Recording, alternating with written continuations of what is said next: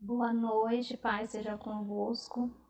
Esse vídeo é direcionado aos alunos do segundo ano do Instituto Teológico em Roraima.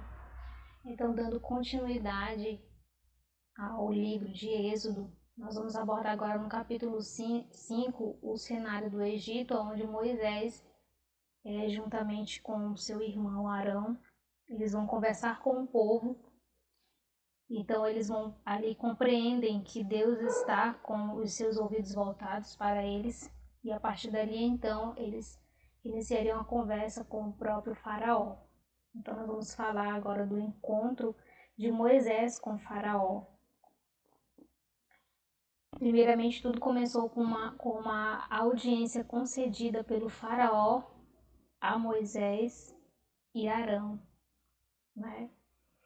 Moisés e Arão então foram falar com o Faraó e disseram: assim diz o Senhor, Deus de Israel, deixe meu povo ir para celebrar-me uma festa no deserto. Né? Porém, nós sabemos que a resposta de Faraó, a qual Deus já havia avisado que endureceria o seu coração, foi esta, né? Quem é o Senhor cuja voz eu ouvirei para deixar ir Israel? Não conheço o Senhor, nem tampouco deixarei ir Israel. Então, a partir daquele momento no Egito, o rei geralmente era considerado como Deus. Então, como um Deus iria obedecer a outro Deus, né? Foi justamente o que nós percebemos aqui na resposta de Faraó. O Faraó impediu a saída do povo para ir adorar a Deus e ainda aumentou o trabalho do povo, aumentou o trabalho que envolvia não só a fabricação de tijolos, mas agora os hebreus deveriam colher a palha também. A colheita da palha era necessária, pois a mistura do barro com a palha aumenta a resistência do tijolo. Outro fator importante é a exigência da obra ser realizada no mesmo tempo de quando havia palha. Quando não concluíssem, eram açoitados. Estes açoites fizeram com que o povo se indignasse contra Moisés e Arão, pois ao invés de Faraó ouvir e obedecer a voz de Deus, trazida ali por meio de Moisés e Arão, ele teve seu coração endurecido. No segundo momento da visita de Moisés a Faraó, Deus deixou claro que não abriria mão da libertação do seu povo, porque havia uma promessa de Deus diante desta libertação de Israel da escravidão. Veja bem, em Êxodo 6, no capítulo 6, versículo 6, Deus ele vai falar ao povo: tomar-vos-ei por meu povo e serei vosso Deus, e sabereis que eu sou o Senhor vosso Deus, que vos tiro de debaixo das cargas do Egito. Então havia uma promessa. Então Deus ordenou que Moisés restabelecesse a confiança dos israelitas, né? Ele tinha de dizer que seriam libertos da escravidão egípcia com um braço estendido. Isso denota um relacionamento íntimo e pessoal entre o Senhor e o seu povo. Nesse contexto, nós encontramos a genealogia de Moisés, que foi inserida no capítulo em tela, pois tem o objetivo de dar suporte à linhagem de Moisés e Arão. Ambos são descendentes da tribo de Levi, netos de Coate e filhos de Arão. Então, finalmente, nós vamos chegar ali no momento onde ocorre as 10 pragas, né? As pragas no Egito. Depois que Moisés e Arão comunicaram a vontade de Deus a Faraó, eles se viram então obrigados a executar os sinais maravilhosos que Deus lhes concedera. Então Arão lançou a vara de Deus no chão e ela se transformou em serpente. E Faraó chamou os seus sábios e encantadores e eles fizeram o mesmo encantamento, contudo a serpente de Arão devorou as serpentes dos encantadores. Então a primeira praga que nós vamos ver acontecendo no Egito é a praga do sangue. Deus deu ordens para que Moisés desafiasse a Faraó em seu nome. Então a vara que estava na mão de Moisés passou para as mãos de Arão e este feriu as águas. E as águas se transformaram em sangue. Depois de 7 dias, as águas então foram purificadas por Deus novamente. Devemos lembrar que o Nilo era o maior sistema hidrográfico da região. Alguns teólogos referem que os feiticeiros do faraó conseguiram transformar a água em sangue talvez por truques ilusórios. Contudo, eles não puderam purificar a água novamente, né? O que aconteceu posteriormente pelas mãos de Deus. E a segunda praga, a praga das rãs. As rãs apareceram do Nilo e de todos os volumes de água. No hebraico, nós encontramos que as rãs saíram do lado dos pântanos. Novamente, os magos tentaram eliminar as rãs, mas não conseguiram que elas aumentassem um pouco numerosamente, né? Os magos não conseguiram estipar as rãs e Faraó pediu a ajuda de Moisés e Arão, né? Está escrito lá em Êxodo, no capítulo 8. A terceira praga, a praga dos piolhos. Nesta praga, pela primeira vez, os magos eles não conseguiram imitar a obra de Deus. Por isso, declararam que só poderia ser o poder de Deus. Êxodo capítulo 8, 19. Eles então vão declarar ali: isto é o dedo de Deus, né? Porém, o coração de Faraó se endureceu e não ouviu como o Senhor tinha dito, né? Então, acontece aí a terceira praga. A quarta praga, as pragas das moscas, né? As moscas encheram as casas na terra do Egito e Faraó prometeu deixar os israelitas irem, mas ele mudou de ideia, né? Deus enviou uma praga de moscas e a partir desta, então, os israelitas foram resguardados por Deus, né? A quinta praga foram as pestes nos animais. Deus novamente exigiu a libertação do povo e avisou que mandaria uma pestilência gravíssima sobre os rebanhos do egípcio. Não sabemos qual era essa pestilência, mas tudo indica que era para afetar os animais. Era altamente infecciosa e fatal. Os cavalos eram importados pelo Egito. Isto significa dizer que eram muito valiosos. A morte destes animais afetaria o seu meio de transporte, a agricultura, a religião, pois os bois eram sagrados ali no Egito. Faraó mandou verificar se os animais do povo de Israel tinham sido afetados. Contudo, eles foram protegidos por Deus, né? Então, a sétima praga, úlceras dos homens e animais. Essa também veio sem alerta. Moisés pegou as cinzas e lançou-as no mar. As cinzas se tornaram tumores que se arrebentavam em úlceras dos homens e animais do Egito. Novamente acreditamos que o povo de Israel foi preservado e os magos estavam desesperados com a sarna, né? Eles não conseguiram ali, não podiam permanecer diante de Moisés por causa dos tumores, porque havia tumores nos magos e em todos os egípcios, né? Então essa é a sexta praga. A sétima praga, a praga da saraiva.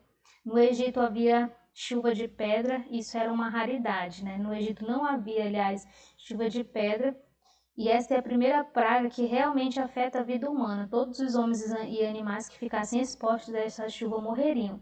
As propriedades foram destruídas porque ficaram expostas, mas mesmo assim Faraó não quis libertar o povo. A mão de Deus estava sobre os israelitas. Eles escaparam da tempestade na terra de Gozém. Somente na terra de Gozém, onde estavam os filhos de Israel, não havia chuva de pedras. Então Deus mais uma vez ali resguardando o seu povo. E a oitava praga, a praga dos gafanhotos. Deus permite que uma nuvem de gafanhoto cubra a terra do Egito. Quando os gafanhotos adentraram no território egípcio, dizimaram a erva do campo e todos os frutos que se encontravam nas árvores. Esta praga tornou-se impraticável a permanência dos israelitas no Egito.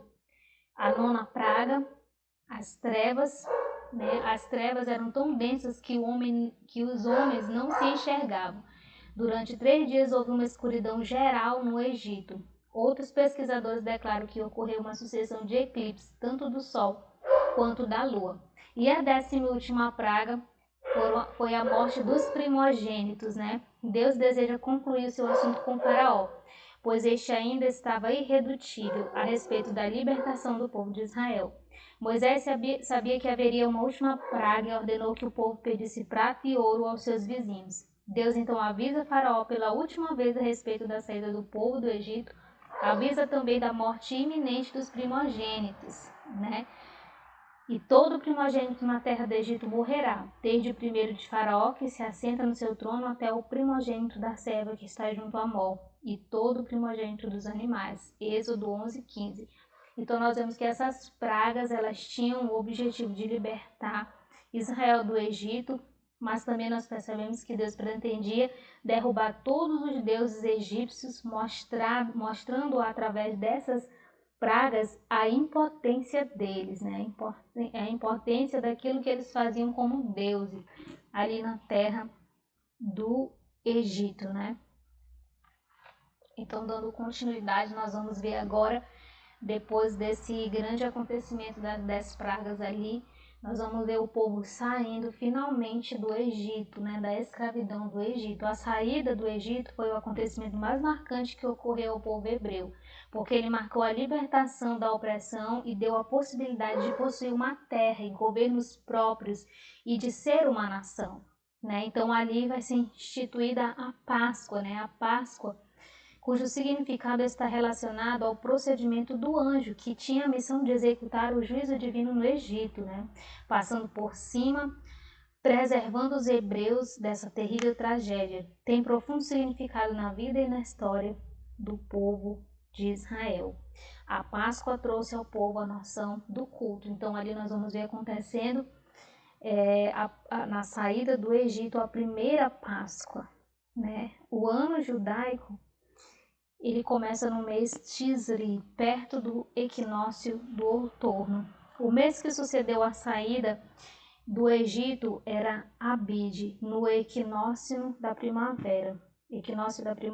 Os judeus começaram agora o seu ano civil no mês de Tisri e o ano sagrado iniciava-se então no mês de Abide, né? Então o mês que sucedeu aí a saída do povo de Israel ali da escravidão do Egito, né? Eu coloquei aqui um quadro do calendário judaico, provavelmente esse mês se refere aos meses de março ou abril, pois esse mês de Abib é o mesmo referente ao mês de Nissan, né? O primeiro mês do calendário judaico, ok? A instituição da Páscoa está consignada no livro de Êxodo, né? Eu coloquei referência para vocês, Êxodo 12, 1:28. Enquanto nós lemos esse texto, verificamos que Deus ordenou que imolassem um cordeiro sem mácula por família. Deveriam tomar um molho de isopo e molhá-lo no sangue e marcar os umbrais da porta. Não deveriam sair de suas casas até amanhã do dia seguinte, né? Então eles prepararam ali um cordeiro, um cabrito, e a cerimônia pascual representa Jesus Cristo através do cordeiro imolado e assado, né? João 1:29, eis o Cordeiro de Deus que tira o pecado do mundo. E também é representado os pão asmo. O pão sem fermento representa a vida santa e também é um símbolo de Jesus Cristo, que é o pão da vida. João 6:35. Declarou-lhe, pois, Jesus, eu sou o pão da vida, e quem vem a mim jamais terá fome, e o que crê em mim jamais terá sede. Também era utilizada ali na celebração ali da Páscoa as ervas amargas, que simbolizavam o tempo da amargura e de tristeza que o povo passou no Egito. O anjo da morte passou pelo Egito, matou os primogênitos dos egípcios e não tocou nos filhos de Israel, pois suas casas estavam marcadas pelo sangue, né, lavados no sangue do cordeiro. Com esse acontecimento, Israel foi liberto da opressão egípcia. Deus ordena-lhes mais 2 passos. Primeiro, a circuncisão do povo e, em segundo lugar, pede a dedicação dos primogênitos. Eles seguiam o caminho orientado por Deus. Durante o dia havia uma nuvem que protegia do sol o povo e à noite eram protegidos e iluminados pelo fogo para que pudessem caminhar. Este fato revela a presença de Deus em todos os momentos das suas vidas, né? Então nós vamos ver um outro grande acontecimento, que é a travessia do Mar Vermelho, né? Como sucedeu essa travessia do Mar Vermelho? Disse o Senhor a Moisés: fala aos filhos de Israel que retrocedam e se acampem defronte de Pi-Hahirote, entre Migdol e o mar, diante de Baal-Zefon. Em frente dele vos acamparei junto ao mar, né? O faraó novamente teve seu coração endurecido por Deus e então começou a reavaliar a libertação dos israelitas. Primeiramente analisou o número de trabalhadores que havia perdido. Ele já estava frustrado pelas derrotas e decidiu que não queria mais libertá-los. A partir de agora se inicia a perseguição no deserto, né? Então Faraó começa com seu exército, começa a perseguir ali Moisés e o povo. Quando os israelitas perceberam que o exército do faraó estava se aproximando, murmuraram. Moisés então clama ao Senhor e este diz: dize aos filhos de Israel que marchem, né? Naquela noite então ocorreu a travessia, o exército egípcio os perseguia e quando todos os filhos de Israel estavam a salvo, o mar voltou ao seu curso normal, engolindo todos os soldados egípcios que estavam no caminho, né? Que estavam ali no caminho. E diante do deserto, né? Após a travessia do Mar Vermelho, o povo continuou também ali enfrentando outros desafios no deserto, né? Os desafios no deserto. O primeiro desafio já havia passado, né? A libertação daquele povo e a vitória contra o faraó. Agora o povo estava alegre, celebrando a vitória da libertação do Egito. Todavia, eles não estavam preparados para os desafios que ainda estavam por vir, né? E aqui nós vamos aprender alguns desafios que eles passaram, nós vamos ver alguns desafios que eles passaram. As águas de Mara. Os israelitas estavam andando no deserto por 3 dias e não encontraram água. Depois desta caminhada chegaram a Mara, porém as águas que se encontravam ali eram amargas e não eram apropriadas para beber. Então o povo começou a murmurar e a cobrar Moisés.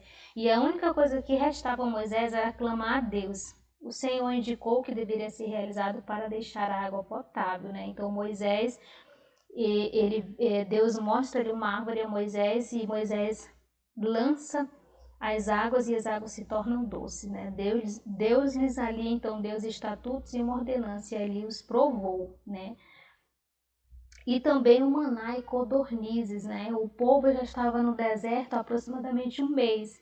A fome falou alto e eles murmuraram contra Moisés e Arão. O povo estava acostumado com a dieta do Egito, né? O Senhor permitiu que a comida diminuísse para que o povo aprendesse a realmente depender de Deus, né? O Senhor fala a Moisés que irá mandar chover pão do céu, que é o maná. Existia uma regra básica para a colheita desta provisão que os israelitas deveriam seguir para não estragar o alimento.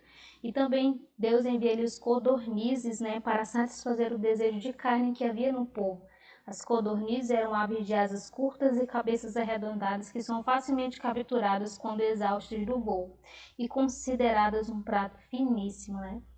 E também um outro desafio foi a pedra de Redifim. Israel prosseguiu a viagem no deserto de Sim até chegar a Redifim, provavelmente Refaíde, né, vale não muito distante de Horebe. Redifim significa descanso ou lugar para descansar, e ali o povo mais uma vez estava sedento e não encontrou água. Então começaram a murmurar mais uma vez, e eles sabiam que sem água todos iriam morrer. Novamente Moisés clama ao povo clama a Deus, aliás, que vai instruir ele o que deveria ser feito ali. Então Moisés fere a rocha do qual sairia a água, e ali a água que saiu supriu todas as necessidades do povo. Então Moisés chamou o local de Massá, provação, e Meribá, que significa contenda, né? O texto nos revela que quando Moisés estava com as mãos erguidas, eles venciam, e quando Moisés abaixava as mãos, o povo perdia. O povo de Israel venceu e no local foi erguido um altar a Moisés. E Moisés chamou de O Senhor é a minha bandeira, né? Porque ali em Redifim, Moisés pelejou contra os amalequitas, né? Os descendentes de Esaú. E a batalha ocorreu no vale, porque Moisés subiu ao cume do outeiro com a vara de Deus, levando consigo Arão e Ur, né? E finalmente, vamos falar um pouco sobre Moisés e Jetro, né? Jetro, que é o sogro de Moisés. Jetro, sacerdote de Midian, sogro de Moisés, ele foi informado dos feitos de Deus através da vida de Moisés, e agora chegou a hora de Zípora e seus filhos irem ao encontro de Moisés, e Jetro proporcionou isso, né? Chegando ao local, Jetro se depara então com uma situação de muito trabalho que estava sobre o comando de Moisés, que mediante conselhos práticos, ele sugeriu que Moisés fizesse uma divisão de responsabilidades, né? Moisés, então, julgaria os casos mais importantes, ao passo que os casos mais simples seriam julgados pelos líderes escolhidos para tal tarefa. Então, Moisés percebeu a importância da sugestão de seu sogro e aplicou ao seu povo, né? Isso está descrito em Êxodo, no capítulo 18, 1:27, né? Então, daí mais alguns fatos, uns acontecimentos em Êxodo, né, em relação ao povo de Israel. Então, eu encontro vocês no próximo vídeo, onde nós estaremos finalizando esse primeiro momento do livro de Êxodo, para então podermos dar continuidade. Paz seja convosco.